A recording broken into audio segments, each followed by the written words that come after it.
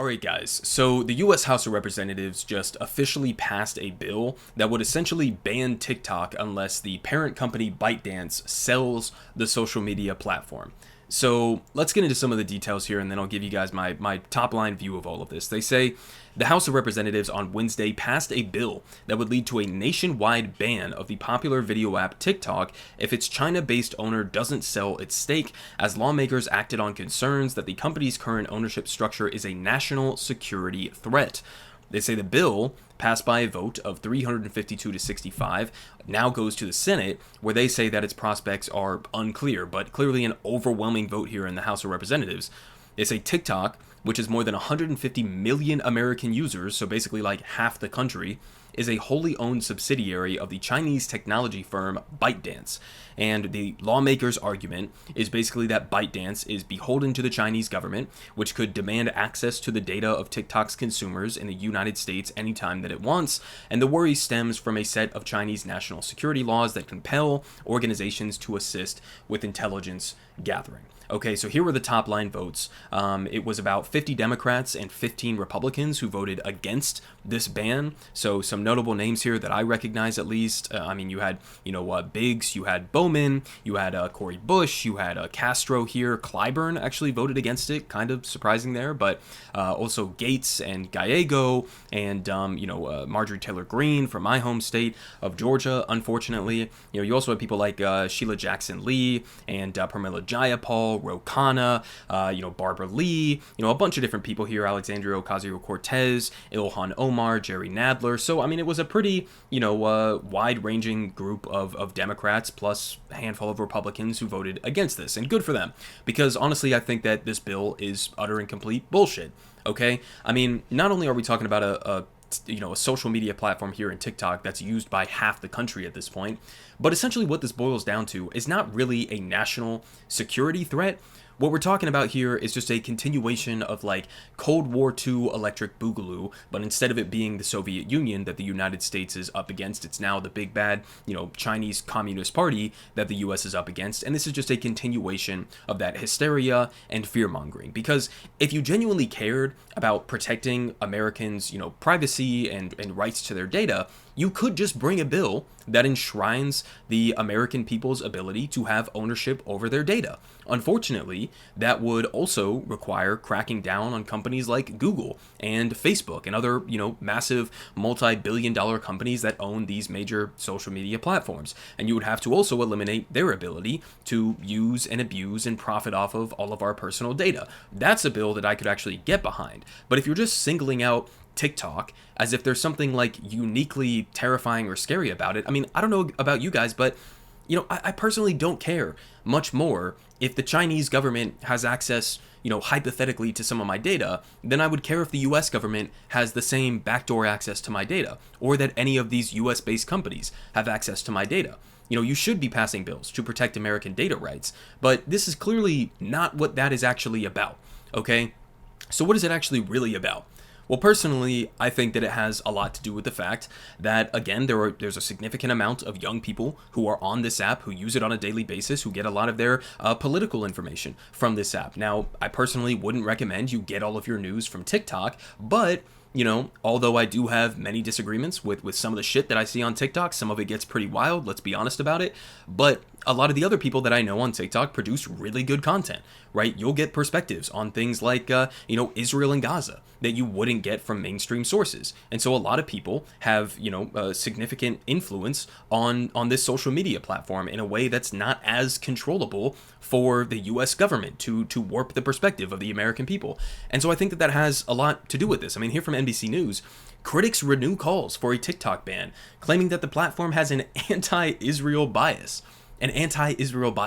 Because people are being critical on the platform of Israel's genocide of the people in Gaza. Okay? Nikki Haley kind of made this point very explicit for everybody, and I covered this at the time, but this is 3 months ago. Nikki Haley says TikTok makes people 17%, very specific percentage here, 17% more anti-Semitic, more pro-Hamas. So again, this is what I think this is really about here. Okay, 17% more anti-Semitic and pro-Hamas. Now, when she says anti-Semitic / pro-Hamas, what she means is if you dare to even utter a single word of criticism against Netanyahu or the Israeli government or their genocide in Gaza or their apartheid or occupation or illegal settlements in the West Bank, if you utter anything about that, then you are inherently anti-Semitic and pro-Hamas. Okay, so that's what she's talking about. I don't know where the fuck she got this 17% more anti-Semitic, probably just pulled it out of her ass. Maybe she did some like in-depth study that I'm unaware of or something, but just utterly ridiculous, guys. Now, another part of this that I thought was interesting was Trump actually recently came out against this TikTok ban here. Now, his justification for why he's against banning this social media platform, it's kind of interesting. I mean, on the one hand, he comes out and he says, oh, well, there's a lot of people who would be upset if it was banned. A lot of young people use this. They rely on it. And so maybe politically, he thinks that it's good to stand against a ban on this widely used, social media platform. That's probably the most popular social media platform for Gen Z young people, right? But if you dig a little bit more into it, as they do in this Time magazine article, it's basically because he hates Mark Zuckerberg. And he probably thinks that if TikTok is banned or it's sold off, then one of these other mega corporations, whether it's Meta or whether it's Google, one of these other massive conglomerates is going to end up either owning TikTok or benefiting from the absence of TikTok. And so because he has a personal beef with guys like, Mark Zuckerberg, he's coming out against this. Now, there also is a financial component to this because as they point out here, the Club for Growth, okay, which opposes the bill, it basically came out and tried to influence him into coming out against him. Now, they say earlier this year, this organization, Club for Growth, admitted defeat after trying to rally against Trump in the Republican primary. And they said, we're back in love, according to Trump, who told a recent gathering of his donors.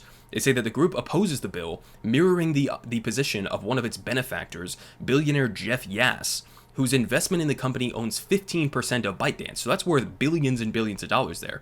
And to boost the effort, Club for Growth hired longtime Trump loyalist Kellyanne Conway to advocate for TikTok on Capitol Hill. So there's some, corrupt influence that's going on here. There's also maybe some political aspect here that Trump thinks he can benefit from. And so he came out against this ban. Joe Biden has come out in favor of this ban. He's come out and said, if it makes it to my desk, I'm going to sign it into law. And so this is coming at a time where Joe Biden is already trailing Donald Trump at this point with young people, okay? Which is totally insane. Now, this is just, one poll. I've seen other polls that say similar things. It's neck and neck or Trump is slightly leading. But I mean, the idea that a Democratic presidential candidate is underwater with young people against a Republican, especially a guy like Trump, that's utterly insane. That is like historically unprecedented, at least over the last number of elections.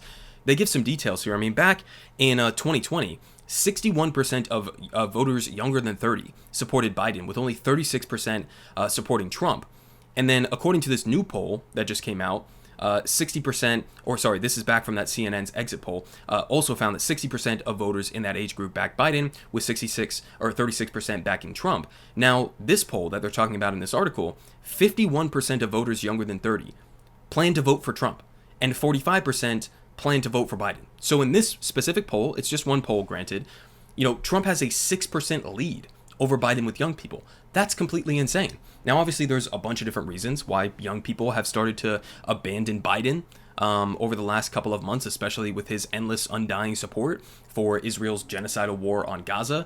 There's a bunch of different issues that may come into play in terms of that calculation, and maybe that's not going to end up being what the final split is in the November election, assuming that we do end up with Donald Trump and Joe Biden in a head-to-head. But the reality of the matter is that like Democrats are looking at this situation where support from young people, one of the core coalitions that got Biden elected in 2020, and the support from that group is falling off of a cliff. And they're turning around and saying, yeah, we're in favor of just banning the most popular social media platform for that generation of people. I mean, it's utterly delusional. So again, from a substantive perspective, if you want to protect Americans' data privacy, you can do that across the board. It doesn't have to just be singling out TikTok. And then, also you have this added aspect where a lot of politicians and lobbying groups seem to just hate TikTok because it's a platform where people are getting alternative perspectives on, issues like Israel and Gaza and a whole host of other issues as well. And then from the political perspective, I mean, Trump coming out against the ban, Biden coming out in favor of the ban, amidst his plummeting support from young people, it's just utterly delusional. So I think this bill is ridiculous. We're going to have to, track how it does in the Senate, whether or not it ends up getting passed. I have my doubts that it actually will get through the Senate, but we'll have to wait and see. And yeah, I mean, I'll keep you guys updated if this ends up being finalized.